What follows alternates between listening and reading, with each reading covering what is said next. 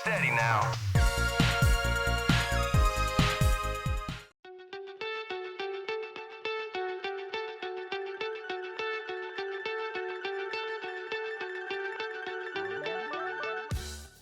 Much like its Final Fantasy brethren, Dragon Quest has seen a litany of spin-off entries that encompass a variety of genres.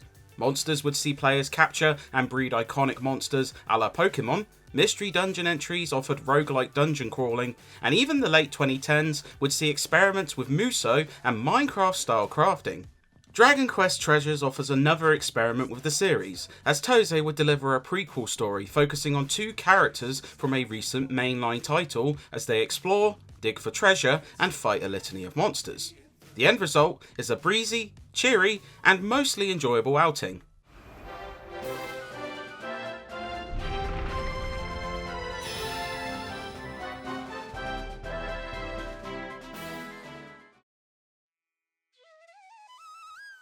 Following the exploits of siblings Eric and Mia from Dragon Quest XI, Treasures takes us back to their childhood as part of a Viking crew. After some shenanigans during a party, the pair find themselves transported to Draconia, courtesy of two gods in cute animal form.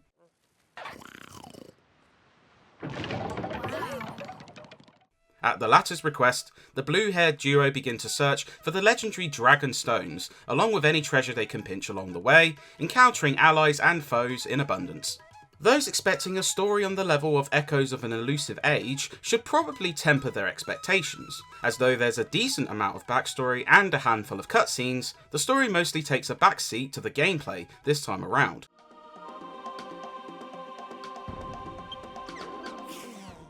It serves its purpose and has a few fun moments, but in truth, it doesn't build much on two very interesting characters.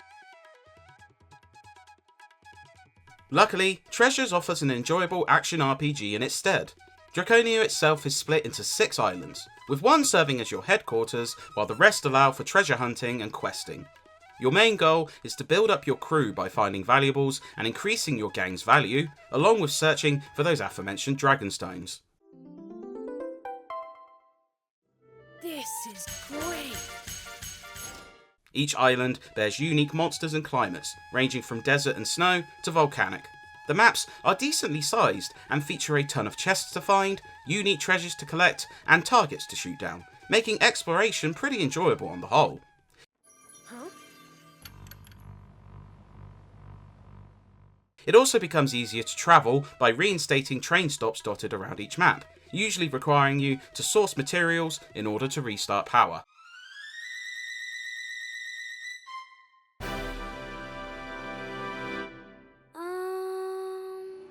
What is this thing? There's something satisfying about growing your base in a myriad of ways. Along with playing as either Eric or Mia, you can recruit monsters to accompany you from the iconic list of series creatures. Each has their own ability to aid you, whether it's flying foes being able to glide, or dig underground to travel under low surfaces.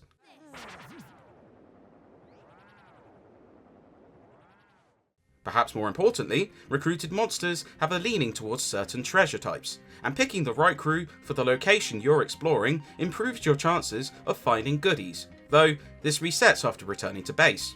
Eventually you can recruit shopkeepers to your base, send out monsters to perform searches for items and materials, and display certain treasure which improves their value over time.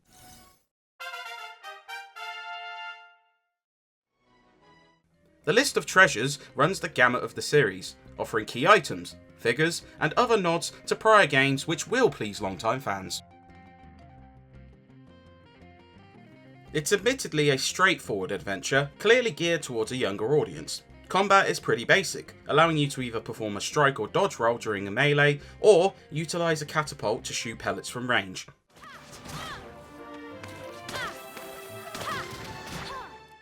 Enemies can often be overcome pretty quickly, unless you stumble into a high-leveled area, and even bosses often take little time to best. The questing can also be a touch tedious, as there's naturally a focus on collecting and gathering materials, which almost feels like ticking off a list. Some do break this template, such as seeking out unique statues to gain insight into Draconia's past, but sadly, these are few and far between. 999. Oh. That being said, the main quest avoids stagnation at around 20 hours, and even deeper exploration will likely see you barely crossing the 50-hour mark.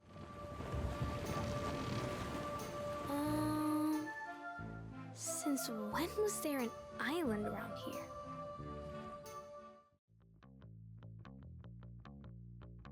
Dragon Quest Treasures benefits from a charming presentation, boasting a colourful cel-shaded look that meshes with Akira Toriyama's iconic designs very well. Environments are spacious and filled with monsters to duel with, animations are solid, and the day-night cycle benefits from sturdy lighting, which changes the look of each island.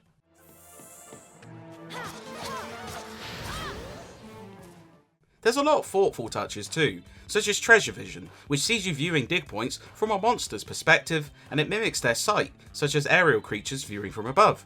Performance and pop-in can be an issue, but never to a troublesome extent, and it's all very pleasing on the eyes.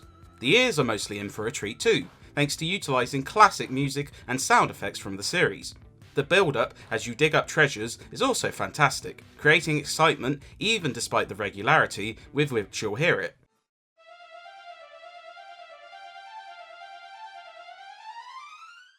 Voice work is enjoyable for the most part, though some of the can line from monsters in your party do start to grate. Dragon Quest Treasures certainly couldn't be mistaken for a full entry in the series, but this spin-off offers plentiful charm, fun, and addictive treasure hunting.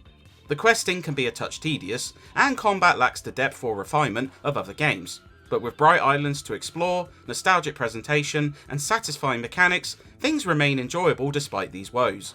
It perhaps won't please the uninitiated or those wanting more depth, but for fans of the series and younger newcomers looking to dip their feet, it's well worth a spin. Our gang's brand new base. Listen up! This world's full of treasure, and it's ours for the taking! Let the treasure hunt begin!